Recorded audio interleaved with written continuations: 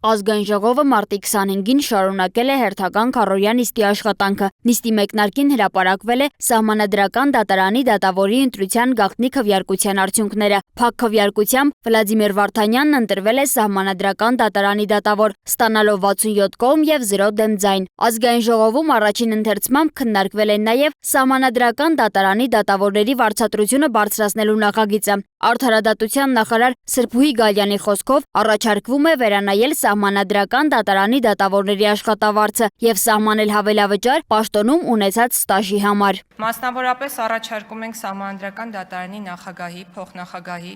և Սահմանադրական դատարանի դատավորների համար օրենքով սահմանել հավելավճար դատավորի պաշտոնում աշխատանքային ստաժի համար։ Սահմանադրական դատարանի դատավորների 12-ամյա պաշտոնավարման ժամկետը հաշվի առնելով աշխատանքային ստաժի հավելավճարը հաշվարկվում է առավելագույնը 11 տարվա համար և սահմանվում է աճողական կարգով, սկսած պաշտոնավարման երկրորդ տարվանից,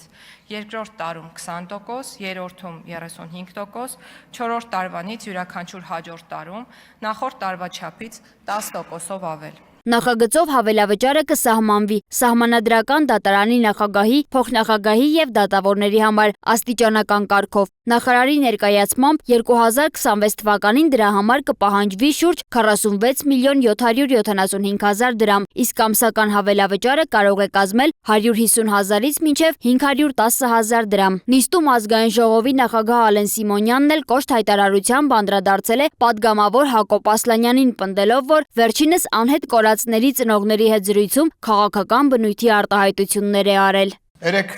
մի հետաքրքիր համծիծաղելի, նողկալի դեպք է տեղի ունեցել։ Պատգամավորներից մեկը դուրս էր եկել անհետ կորածների ծնողների մոտ և ասում էր, որ դե դիմացեք 2 ամիս բան մնաց, հեսա ձեզ ռատ կանենք կեթակ, հեսա Նիկոլին ռատ կանենք իրա ընկերներով կեթան, ու դա անում էր Հակոբ Ասլանյանը։ Ու գիտեք ինչ է հիշեցի, թե ոնց էր մեր խմբակցության նիստի ժամանակ լաց լինում և աղաչում, որ ինքը մնա մեր խմբակցության մեջ, առաջարկություններ էր անում, ասում էր սառեցնենք,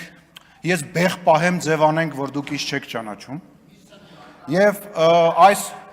գիտեք, մենք էլի տենց դեպքեր ունեցել ենք մեր քաղաքական պատմության մեջ և վստահ եմ էլի կունենանք տենց դեպքեր, որ մարդիկ, ովքեր Նիկոլ Փաշինյանից են շող կտենում են, իրանց թվում է այդ իրանք են, տենց աստղայինը տանում է, քաղաքական մտածում են իրանք լուրջ քաղաքական ապագա ունեն։ Կոնկրետ իրապարակայում իրանք քաղաքական Պանիկովսկին են և ուզում եմ իրեն շնորհավորեմ,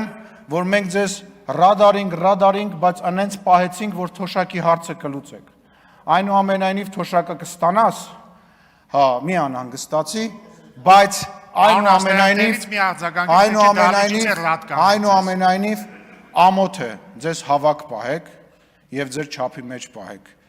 Նիկոլ Փաշինյանի շողքը հանգարց չմտածեք, որ էդի դուք եք կամ կարաք երբևիցե լինեք։ Ազգային ժողովում քննարկվել է նաև խոշոր կատվազգիների հարցերով միջազգային դաշինքի վերաբերյալ շրջանակային համաձայնագիրը վավերացնելու նախագիծը։ Շրջակա միջավայրի նախարար Համբարձում Մաթևոսյանի խոսքով այն նպատակ ունի խթանելու միջազգային գործակցությունը խոշոր կատվազգիների պահպանության ուղղությամբ և կանխելու դրանց պոպուլյացիաների անկումը։ Հայաստանի համար այս համաձայնագիրն ունի ոչ միայն միջազգային, այլև անմիջական նշանակություն մեր հարուստ կենսաբազմազանության մեջ առանձնահատուկ դեր ունի Կովկասյան ընձառյուծը, որը կենտրոնական աշխարհի հազվագյուտ և արժեքավոր ներկայացուցիչներից է։ Նախարարի խոսքով համաձայնագրին միանալը Հայաստանի համար հնարավորություն կստեղծի խորացնել միջազգային գործակցությունը, իրականացնել համատեղ հետազոտություններ և կիրառել կենսաբազմազանության պահպանության լավագույն փորձը։ Ազգային ժողովում քննարկվել է նաև մրցակցության և սպառողների շահերի պաշտպանության հանձնաժողովի անդամի ընտրության հարցը։ Հայաստան և պատիվ ունեմ խմբակցությունները միասնական թեկնածու են առաջադրել Ազգային ժողովի պատգամավոր Թադևոս Ավետիսյանին։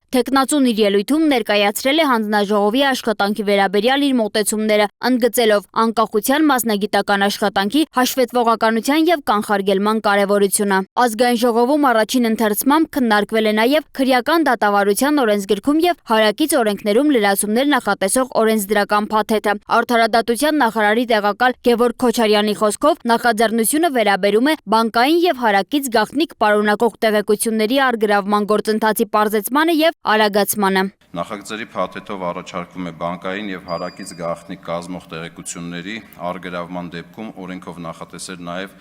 էլեկտրոնային արգելավման եղանակ։ Հիշյալ գործընթացը էլեկտրոնային եղանակով իրականացնելը միտված է տեղեկատվության փոխանցման վրա ծախսվող ժամանակը եւ ռեսուրսները կրճատելուն, ինչպես նաեւ գաղտնիք կազմող տեղեկությունների փոխանցման գործընթացում մարդկային ներգրավվածությունը նվազեցնելուն։ Միաժամանակ հարկ եմ համարում նշել, որ համապատասխան տվյալները էլեկտրոնային եղանակով ստանալը արգելավելը չի նշանակում, որ բանկային կամ հարակից գաղտնիք կազմող տեղեկությունները կարող են փոխանցվել ցանկացած էլեկտրոնային եղանակով, այդ թվում պաշտոնական կամ աշխատանքային փոստի միջոցով։ Ազգային ժողովում քննարկվել է նաև տեղեկատվական համակարգերի կարգավորման հանձնաժողովի նախագահի ընտրության հարցը։ Կառավարությունն այս պաշտոնում առաջադրել է Ներսես Երիցյանի թեկնածությունը, որին խորհրդարանում ներկայացրել է բարձր տեխնոլոգիական արդյունաբերության նախարար Մխիթար Հայրապետյանը, նշելով, որ թեկնածուն ընտրվելու է 5 տարի ժամկետով։ Ազգային ժողովում առաջին եւ երկրորդ ընթերցմամբ նաև ամբողջությամբ ընդունվել են մի շարք օրենսդրական նախագծեր եւ միջազգային համաձայնագրեր։ Առաջին ընթերցմամբ քննարկված հարցերից է Սահմանադրական դատարանի դատավորների վարձատրությունը բարձրացնելու նախագիծը։ Երկրորդ ընթերցմամբ ընդունված նախագծերի թվում են մոպեդները, տրիցիկլները եւ կվադրացիկլները պարտադիր ապահովագրական դաշտ ներառելու նախաձեռնությունը, նաեւ մեկանգամյա պոլիէթիլենային արտադրանքի օգտագործման աստիճանական կրճատմանն ու արգելքին վերաբերող նախագիծը։ Սոնա Գիշյան, Free News, Ազատ լուրեր։